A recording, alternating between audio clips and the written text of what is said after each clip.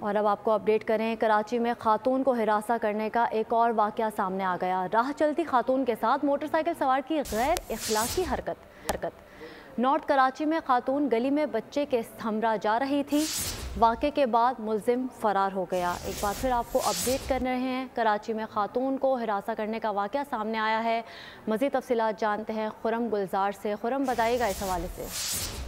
जी बिल्कुल, ये नॉर्थ कराची का इलाका है जहाँ पे एक मोटरसाइकिल सवार है जिसको गली से गुजरते हुए देखा जा सकता है फुटेज में।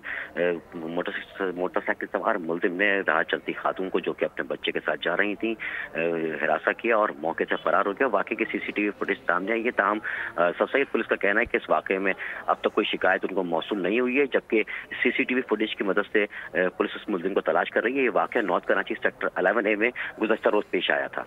मुलजिम की तलाश जारी है। खुरम गुलजार अपडेट कर रहे थे, आपका शुक्रिया। सब्सक्राइब करें और बेल दबाएं ताकि कोई खबर रह न जाए।